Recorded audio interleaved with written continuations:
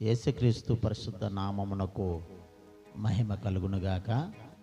ఈరోజు బైబిల్లోని న్యాయాధిపతుల గ్రంథంలో ఉన్న న్యాయాధిపతుల పేర్లను మనం చూసుకుందాము.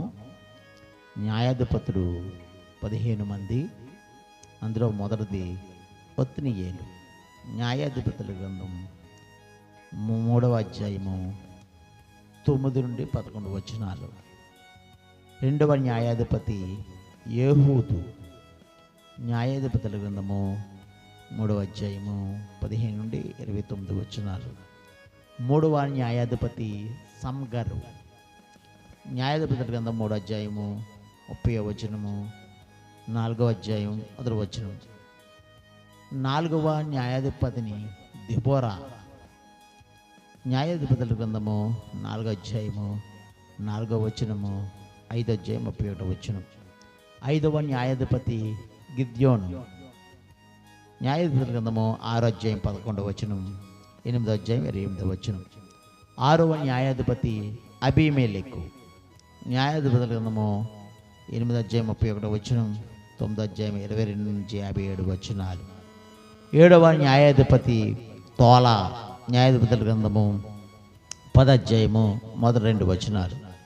ఎనిమిదవ న్యాయాధిపతి యాయీరు. న్యాయాధిపతుల గ్రంథము 10వ అధ్యాయము 3 నుండి 5 వచనాలు. 9వ న్యాయాధిపతి యొప్తా. న్యాయాధిపతుల గ్రంథము 11వ అధ్యాయము 1వ వచనం, 12వ అధ్యాయము 7వ వచనం. 10వ న్యాయాధిపతి ఇబ్సాను. న్యాయాధిపతుల గ్రంథము 12వ అధ్యాయము 8 నుండి 10 వచనాలు. 11వ న్యాయాధిపతి ఏలోను. న్యాయాధిపతుల గ్రంథము 12వ అధ్యాయము 11 నుండి 12 వచనాలు. 12వ న్యాయాధిపతి అబ్దోను. న్యాయాధిపతుల గ్రంథము 12వ అధ్యాయము 13, 15 వచనాలు.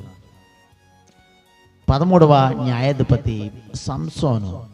న్యాయాధిపతుల గ్రంథము 13వ అధ్యాయము 24వ వచనం, 16వ అధ్యాయము 31వ వచనం. 14వ న్యాయాధిపతి ఏలీ.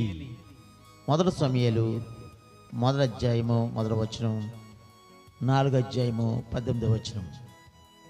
15వ న్యాయాధిపతి సమూయేలు.